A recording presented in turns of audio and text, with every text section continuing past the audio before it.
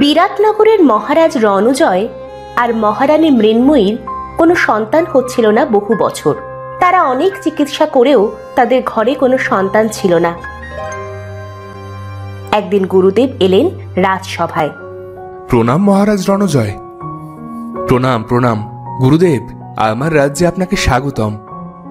মহারাজ, আমি এই রাজসভায় নয়, আপনার আর মহারানীর সাথে একান্তে কিছু কথা বলতে চাই। আপনার যা ইচ্ছা তাই হবে গুরুদেব। মহারাজ এবং রানীমার সাথে গুরুদেব একান্তে একটা ঘরে গেলেন।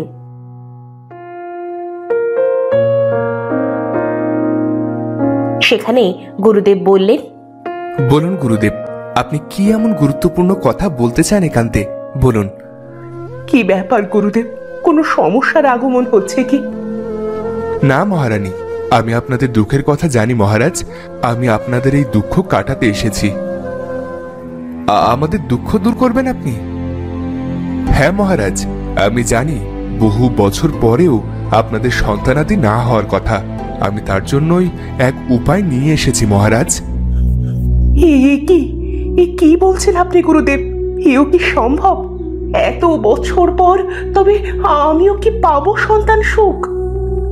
আপনি কি সত্যি বলছেন গুরুদেব? সত্যি কি তবে আমি এবার পিতা হতে পারবো? পারবেন মহারাজ, তবে তার জন্য আপনাদের কিছু বিধি পালন করতে হবে। বিধিতে যেন কোনো প্রকার ত্রুটি না হয় সেদিকটা দেখতে হবে। কোনো ত্রুটি হবে না গুরুদেব। আপনি বলুন কি কি করতে হবে আমাদের। আপনি চিন্তা করবেন না গুরুদেব, আমরা সব কিছু সাবধানে করব। আপনি বলুন কিভাবে কি করতে হবে। আপনাকে এক যজ্ঞের মাধ্যমে অগ্নিদেবকে সন্তুষ্ট করতে হবে। তারপর তার থেকে আপনার সন্তান লাভ করতে পারবেন মহারাজ। ঠিক আছে গুরুদেব, তাই হবে। তবে তাই হোক, কালই আপনি সব ব্যবস্থা করে ফেলুন মহারাজ। বেশ, তবে তাই হোক গুরুদেব।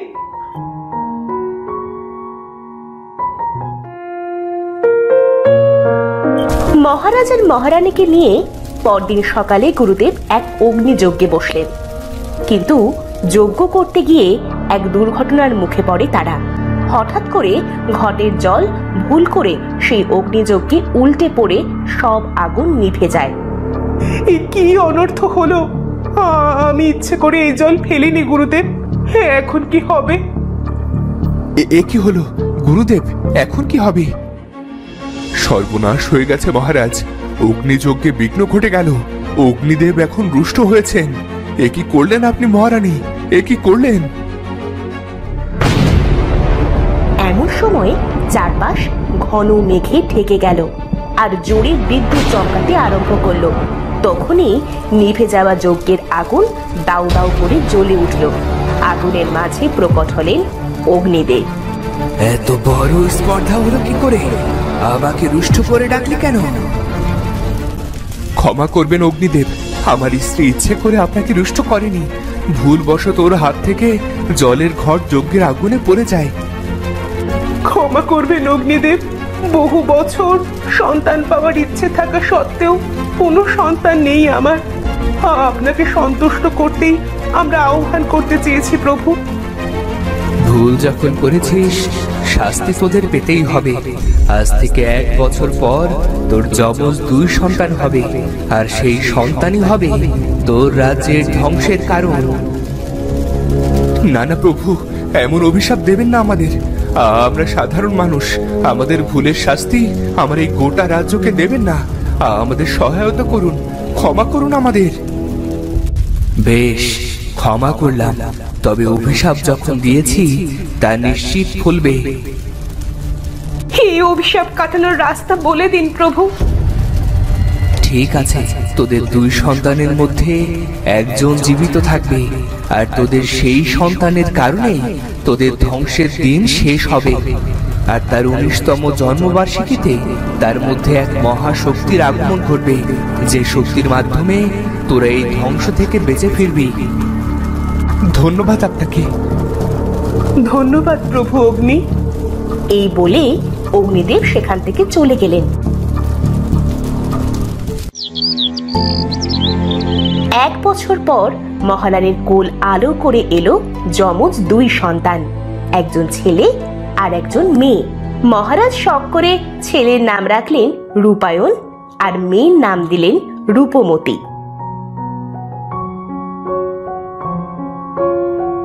আস্তে আস্তে রাজপুত্র রূপায়ণ আর রাজকুমারী রূপমতির বয়স 18 বছর হয়ে গেল। ততদিনে মহারাজ সহ সবাই অগ্নিদেবের অভিশাপ প্রায় ভুলেই গেল।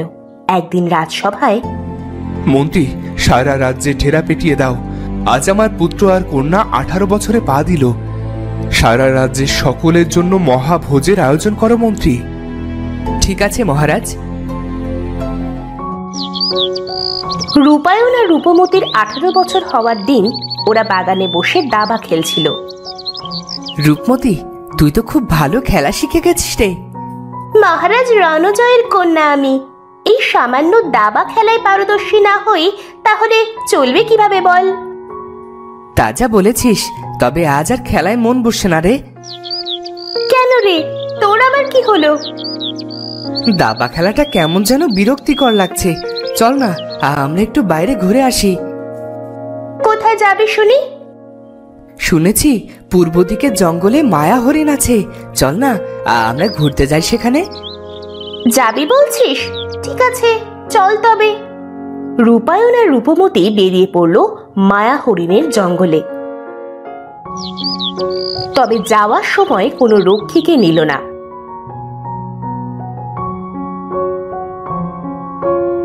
জঙ্গলের ভিতর ঢুকেই ওরা অবাক হয়ে যায়, কারণ ওরা এত সুন্দর জঙ্গলে এর আগে কখনো আসেনি, শুধু নাম শুনেছিল।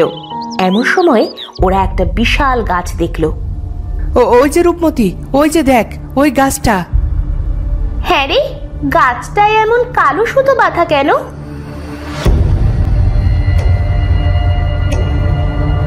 দেখ দেখ, সম্পূর্ণ গাছটার প্রতিটা ডাল শাখা জুড়েই এই কালো সুতো বাঁধা, আর একটা করে ছোট চিরকুট বাঁধা। তার সাথে মনে হচ্ছে, আমি একটা খুলে দেখি তো কি লেখা আছে। না না ভাই, তুই এই কাজ করিস না। কি জানি কি আবার হয়ে যায়, বলা তো যায় না। আমি রাজকুমার রূপায়ণ আর ভবিষ্যতের যুবরাজ। আমি যদি এই সামান্য কাজে ভয় পাই, তবে আমি ভবিষ্যতে রাজ্য চালাবো কি করে? সে ঠিক আছে, তবে বলা যায় না এই সুতো খুললে যদি ভয়ানক কিছু হয়। ভাই, তুই এই কাজ করিস না ভাই।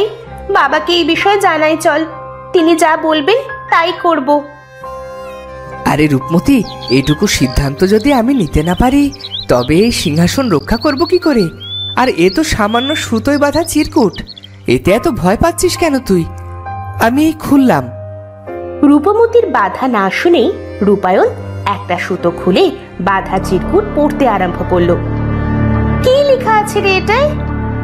এখানে লেখা, যখনই এই বাঁধন খোলা হবে, তখনই এখানে থাকা রক্তচোষার আত্মা এখান থেকে মুক্তি পাবে। যে মুক্ত করবে তখনই তার মৃত্যু হবে রক্তচোষার হাতে। আর একবার রক্তচোষা মুক্তি পেলে সেই এই রাজ্য ধ্বংস করে দেবে, আর সারা রাজ্যে নেমে আসবে অন্ধকার। রাজপুত্রের চিরকুট পড়া শেষ হওয়ার সাথে সাথে সেই চিরকুট থেকে এক কালো ভয়ানক ধোঁয়া বেরিয়ে এলো, আর চারদিক থেকে বিকট হাসির শব্দ শোনা গেল। সেই হাসি শুনে রাজকুমারী আর রাজপুত্র খুব ভয় পেল। কি হচ্ছে? কি হাসছে এমন করে? ভাই, এই চিঠিটা আমাকে দিন, এক্ষুনি বাবাকে দেখাতে হবে। হ্যাঁ, এই নে কাগজটা। ভাই, জলদি চল বাবার কাছে। ওরা দুজন দৌড়ে যাওয়ার সময় হঠাৎ সেই কালো ধোঁয়া থেকে এক রক্তচোষা ডাইনির আগমন হয়।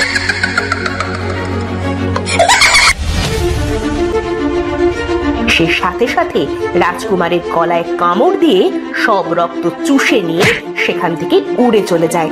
রাজকুমারের সারা শরীর রক্তশূন্য হয়ে পড়ে যায় মাটিতে। কি হয়ে গেল? ভাই রূপায়ণ, চোখ খোল। তুই এভাবে মারা যেতে পারিস না ভাই, চোখ খোল।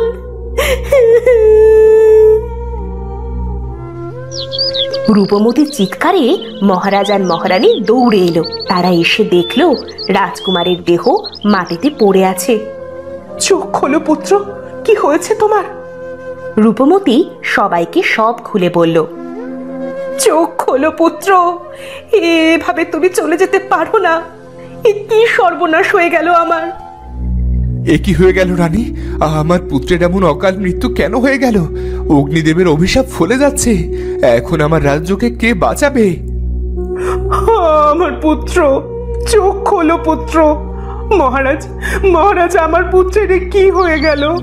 আপনি কিছু করুন মহারাজ, আপনি কিছু করুন।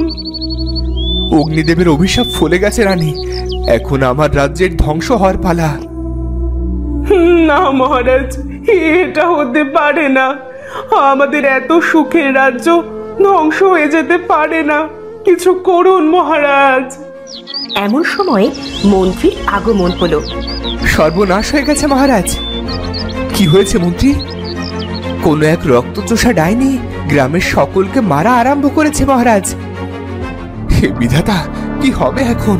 মন্ত্রী, এখনই গুরুদেবকে খবর দাও। তাকে সব খুলে বলো আর নিয়ে এসো। ঠিক আছে মহারাজ। মহারাজের আদেশ অনুযায়ী মন্ত্রী গেল সেই গুরুদেবের কাছে।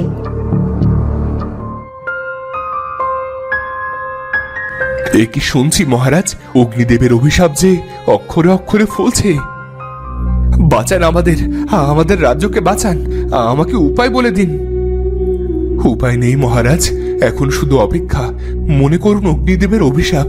তিনি বলেছিলেন আপনার এক সন্তান জীবিত থাকবে, আর তার 19 বছর হওয়া মাত্রই তার মধ্যে এক শক্তির সঞ্চার ঘটবে।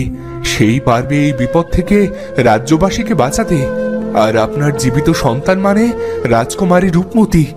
তার 19 বছর হওয়া পর্যন্ত অপেক্ষা করুন মহারাজ। কিন্তু গুরুদেব, ততদিনে কি হবে সকলের? যেভাবে রক্তচোষা ডাইনি সবার রক্ত চুষে শরীর রক্ত শূন্য করে মেরে ফেলছে, তাকে কি এই 1 বছরে কিভাবে দমিয়ে রাখা যাবে? এক উপায় আছে মহারাজ। এই নিন এক মায়া আয়না। এক সময় এই ডাইনিকে আমি বন্দি করেছিলাম এই আয়নাতে, কিন্তু একদিন ও ছাড়া পেয়ে যায় এখান থেকে। কিন্তু পরে ওকে এই জঙ্গলের গাছে আটকে রাখা হয়েছিল। আমার বয়স হয়েছে, এখন ওর সাথে লড়াই করার শক্তি আমার নেই। তোমাকে এবার এই আয়নায় আবার ওই ডাইনিকে বন্দি করতে হবে, আর ততদিন ওই ডাইনিকে বন্দি করে রাখতে হবে যতদিন না 1 বছর পার হয়। কিন্তু যেদিন রাজকুমারীর 19 বছর হবে, তখনই ওই আয়না ভেঙে সেই ডাইনি বেরিয়ে যাবে। সেদিন লড়াই করে রাজকুমারীকেই শেষ করতে হবে, সেই ডাইনিকে। এ কি বলছেন আপনি গুরুদেব? আমি সামান্য মানুষ, আমি কিভাবে সেই শক্তিশালী দুষ্ট ডাইনিকে হত্যা করব? এটাই নিয়তি রাজকুমারী রূপমতি, এটাই লেখা আছে ভাগ্যে। সময় মতো তুমি সব বুঝবে। আপাতত সেই রক্তচোষা ডাইনির সামনে এই মায়া আয়না ধরো। যদি সে এই আয়নায় নিজের মুখ দেখে, তাহলে সে এই আয়নায় বন্দী হয়ে যাবে। ঠিক আছে গুরুদেব, আপনি যা বলবেন তাই হবে। মা রূপমতি, তুই আমাদের বাঁচার একমাত্র পথ মা। বেশ বাবা, যদি সকলের ভালোর জন্য আমাকে এই ডাইনির সাথে যুদ্ধ করতে হয়, তবে আমি তাই করব।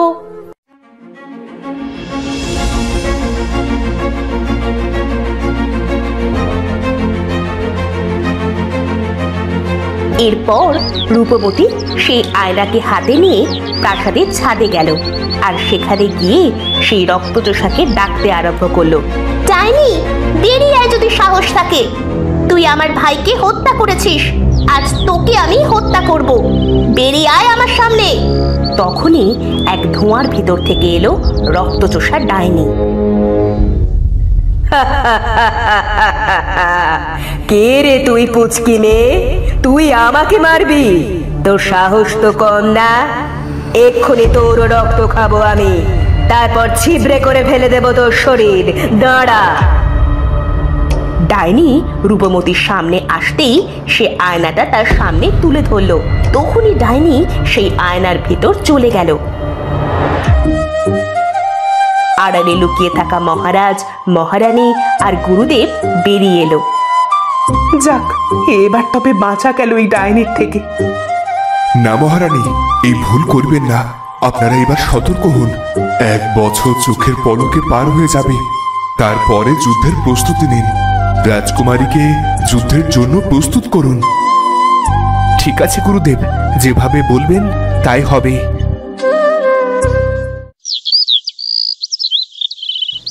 এক বছর মহারাজ রূপমতিকে কঠোর পরিশ্রম করালেন, তাকে বিভিন্ন অস্ত্র শিক্ষাও দিয়ে পারদর্শী করে তুললেন।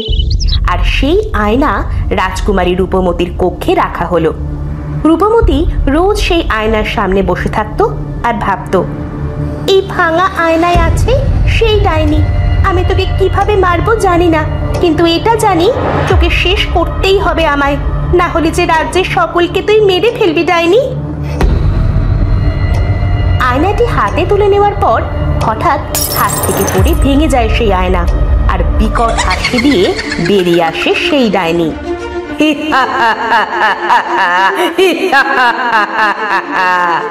এবার তোকে কে বাঁচাবে আমার হাত থেকে রূপমতি? কিন্তু তোকে মারার আগে আমি সকলকে মেরে ফেলবো। এই বলে ডাইনি সেখান থেকে বেরিয়ে যায়। মা, ও মা, তাড়াতাড়ি এসো, সর্বনাশ হয়ে গেছে মা।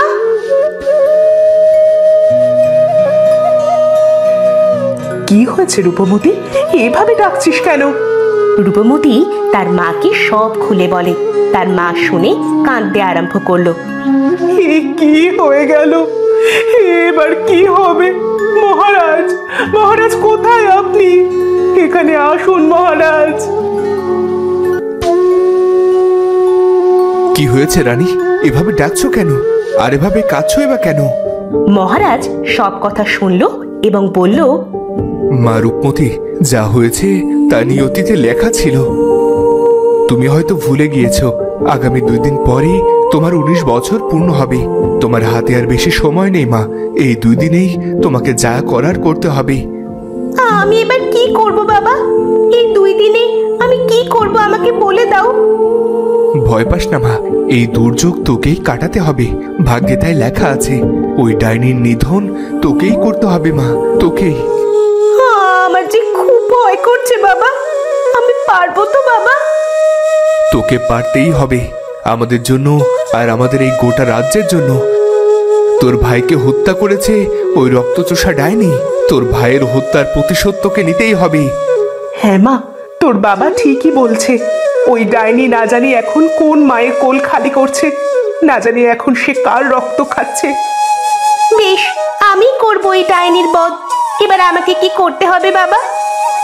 তুই এখন বেরিয়ে পড় গুরুদেবের আশ্রমে, তার কাছে তুই সব জানতে পারবি।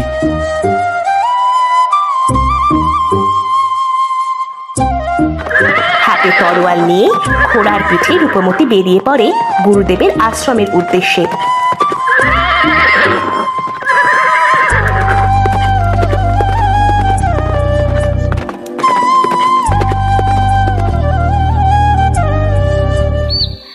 সেখানে পৌঁছে দেখে গুরুদেব ধ্যানে বসেছেন। গুরুদেব প্রণাম। গুরুদেব। আরে মা রূপমতি, তুই এখানে? রূপমতির কাছ থেকে সব শুনল গুরুদেব। সব শুনে তিনি বললেন, তুই এখনই যা মৎস্যপের কাছে, সেখানে তুই পাবি সোনার জল আর রূপোর জল। তারপর সেই তোকে বাকি রাস্তা দেখিয়ে দেবে। তবে সাবধান, তোর হাতে এই মাত্র 2 দিন। এর মধ্যে যদি তুই এই ডাইনিকে মারতে না পারিস, তাহলে সে তোকে মেরে ফেলবে। আর তোকে মেরে ফেললে এই পৃথিবীতে সবচেয়ে শক্তিশালী হয়ে যাবে ওই ডাইনি। মৎস্যকে আমি কোথায় পাবো গুরুদেব? এখান থেকে 2 ক্রোশ পথ পাড়ি দেওয়ার পর এক ফুল বাগান পাবি। সেই বাগান পেরোনোর পর দেখতে পাবি এক মস্ত গুহা। সেই গুহার ভিতরেই মৎস্যপের বাস। সেই গুহার নীল সরোবরে মৎস্যপ থাকে। সেখানে গিয়ে তাকে ডেকে বলবি, আমি বিরাটনগরের রাজকন্যা। গুরুদেব আমাকে সোনার আর রূপোর জল নিতে পাঠিয়েছে ডাইনিকে মারার জন্য। সেই তোমাকে সোনার জল আর রূপোর জল দেবে। ঠিক আছে, এবার আমাকে আশীর্বাদ করুন গুরুদেব। সফল হ মা, সফল হ। রূপমতি সেখান থেকে বেরিয়ে গেল মৎস্যপের কাছে।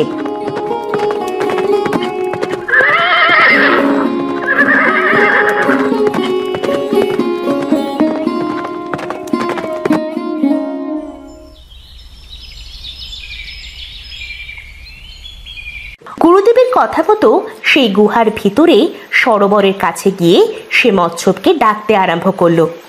মৎস্যপ, কোথায় তুমি? দেখা দাও, আমাদের যে বড় বিপদ মৎস্যপ। এমন সময় সেই নীল সরোবরের পানির ভেতর থেকে বেরিয়ে এলো এক বিশাল বড় কচ্ছপ। কে তুমি? এখানে এসেছো কেন? আমাদের অনেক বিপদ। আমি রাজকন্যা রূপমতী। বিরাটনগরে আমাদের রাজত্ব। এক রক্তচোষা অভিশপ্ত ডাইনি এসে আমাদের সুখের রাজ্য শেষ করে ফেলছে। গুরুদেবের আদেশে আমি তোমার কাছে এসেছি। আমাকে সোনার আর রূপোর জল দাও। রূপমতী মৎস্যকে সব খুলে বলল। এরপর মৎস্য বলল, বেশ, আমি তোমাকে সোনা আর রূপোর জল দিচ্ছি। এই নাও সোনার জল, আর এই নাও রূপোর জল। এটা তুমি সেই মায়া আয়নায়